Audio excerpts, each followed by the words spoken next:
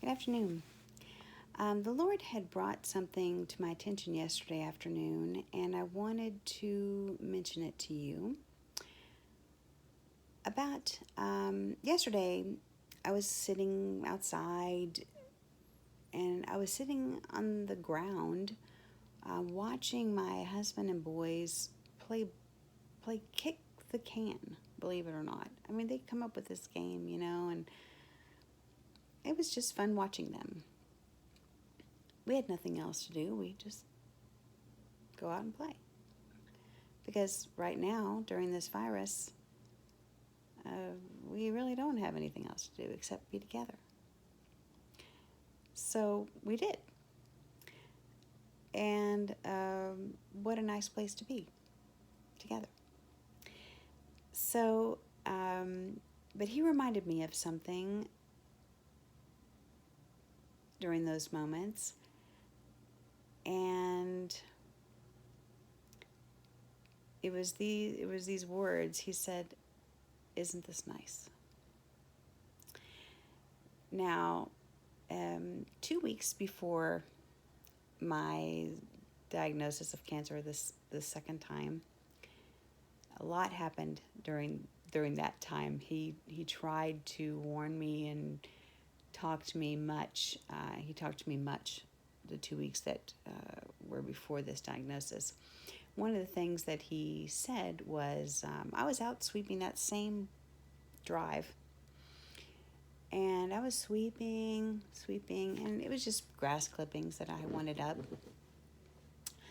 And I remember him saying to me, "Isn't this nice?" And I wasn't sweeping them because it was a task. I was sweeping it just because I wanted it off there, and I had nothing else to do. And I just go out and just be with the Lord and just relax with Him. So I did. I went out and did that. And as I was sweeping, he said these words, "Isn't this nice?" I said, "Yeah, it is. It's really nice. Not a care in the world. And just talk with my Lord." And he said, "What if I had to take everything away from you to start again, to start something new? And it would be just like this."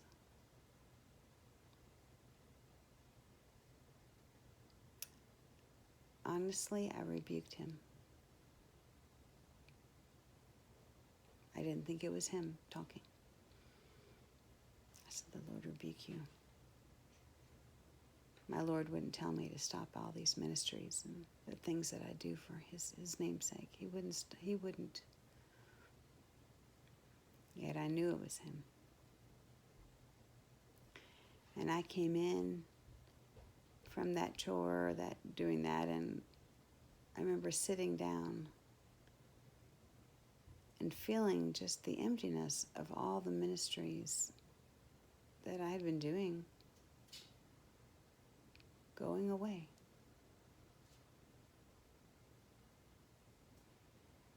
And over the next couple of days, I was in a real deep depression. Because these are wonderful things. These are things that surely he would love, right? And, but I finally had to get to the point of saying, "You know what? I live for you. If you need to strip me bare of everything, then that's my assignment."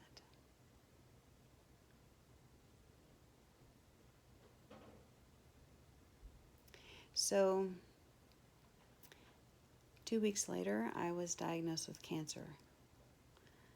They automatically put me in a wheelchair because they were afraid with my bones so brittle. It had gone into my bones, it had gone into my liver, and they were afraid with my bones so brittle I would break something before I would even fall.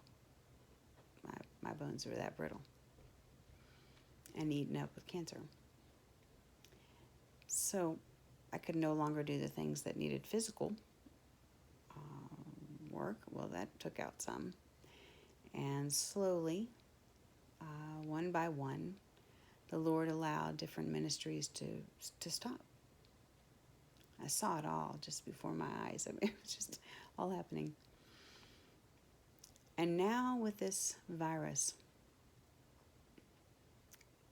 the one or two things left, those have stopped too, at least temporarily. It was gatherings with women and just different ministries. But as I was sitting out there yesterday, he said, "Isn't this nice?"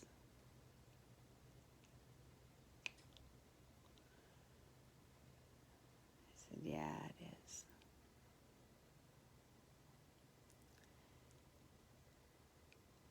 He took everything away. There's little ministries here and there, like on the internet or whatever, but he had to take it all away to start something new.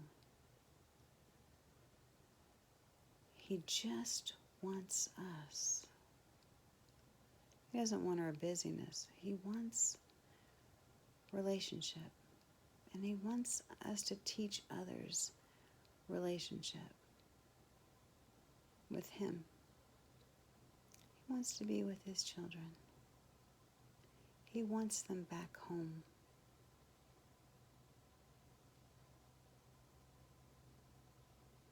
Simply with him.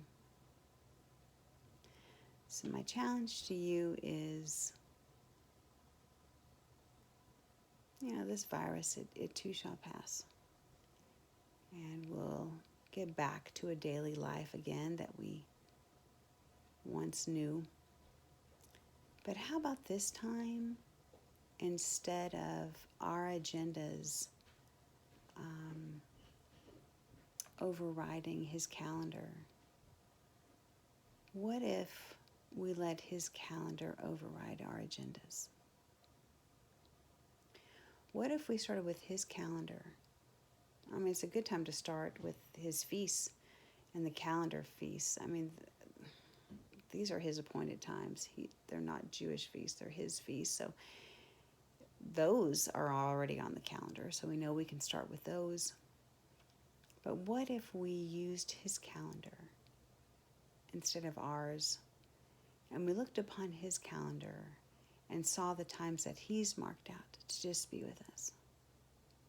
He has already marked those out. Every Sabbath, every feast, he said, are his appointed times that he has set aside on his calendar. I don't want my calendar overriding his. So maybe the challenge is to let him fill in our calendar.